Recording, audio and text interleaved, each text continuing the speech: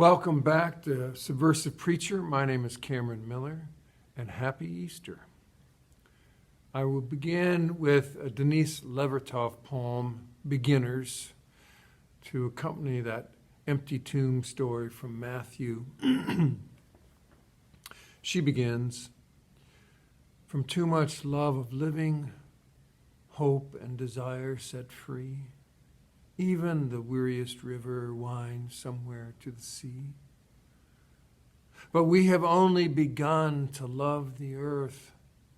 We have only begun to imagine the fullness of life. How could we tire of hope? So much is in bud. How can desire fail?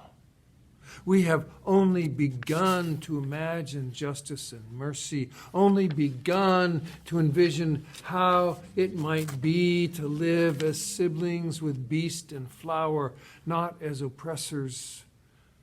Surely our river cannot already be hastening into the sea of non-being. Surely it cannot drag in the silt all that is innocent. Not yet, not yet. There is too much broken that must be mended. Too much hurt we have done to each other that cannot yet be forgiven. We have only begun to know the power that is in us if we would join our solitudes in the communion of struggle. So much is unfolding that must complete its gesture. So much is in bud.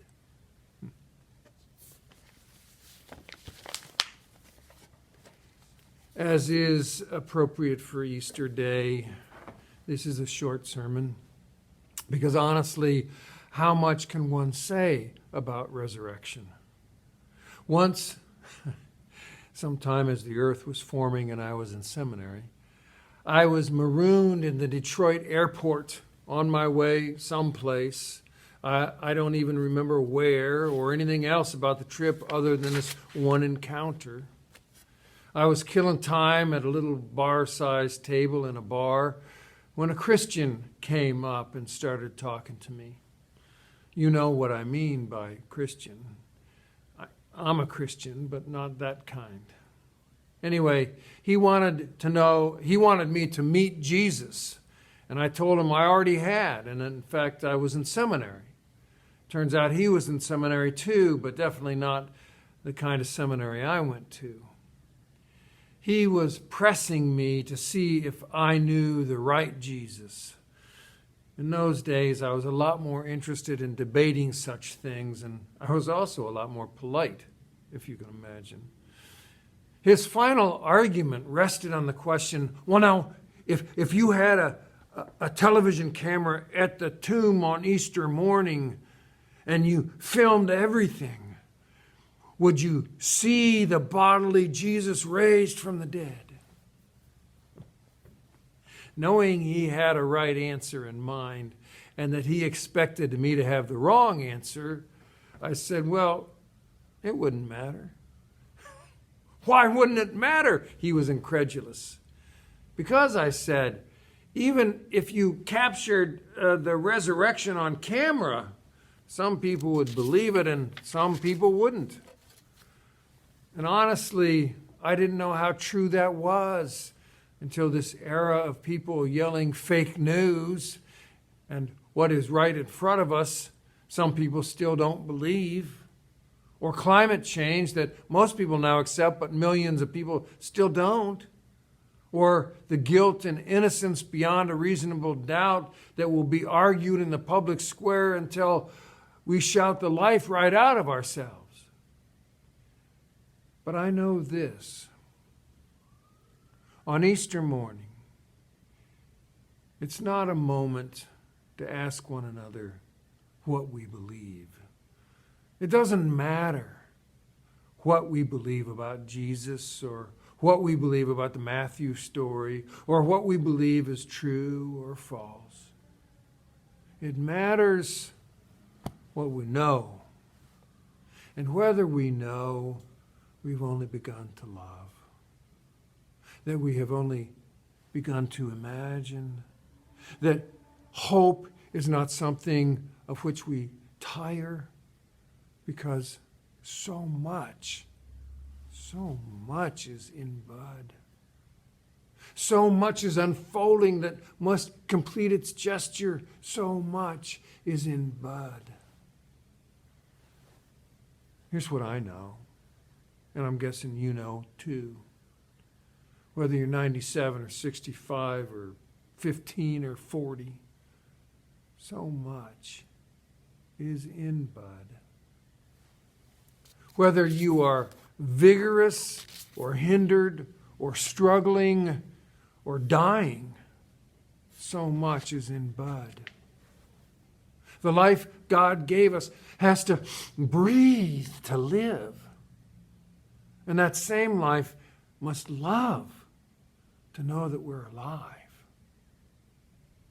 Love is our breath upon the ember that empowers us at whatever age or condition or strength or limitation to see hope in bud. There are times for all of us when we feel shrouded in hopelessness. They tend to be the times when what we wanted or what we thought should have happened and what we expected sort of went up in smoke in front of our eyes. But hope lives out beyond our self-interest, which is where we must look to see it in bud or even blooming. Hope can bloom right in front of our faces, and all we can see is the potential for our allergies. But it can also appear in the slightest bud peeking up out of the mulch or at the end of a brown twig, and we see it and we shout for joy. The question on Easter Day is not what we believe, but it's what we know. And if we have allowed ourselves to keep loving and so keep knowing hope. Because the two are connected, you know, love and hope. One does not live without the other. And so we must keep loving and keep hoping so long as we breathe. Have we allowed ourselves to be vulnerable enough to hope? Have we allowed ourselves to risk to love? Have we allowed ourselves to feed the life within us with love? Even new love in old age. Even more love at moments of great limitation. Even love at times of expected endings. To love one more time, one more person, one more way. That's when hope is in bud. I don't know about the resurrection because I wasn't there. But I know about resurrection, and it is even clearer to me than climate change that we live in a resurrection universe, an entire cosmos composed of intricate, interdependent relationships in which no energy is ever lost, but rather transformed. No love, once truly loved, is ever lost, only transformed. No hope, once known in its true form, is ever lost, only transformed. We live in a resurrection universe, whether we believe it or not. So the question for us is whether we can see it in bud or know it in blooming. Happy Easter and peace be with you.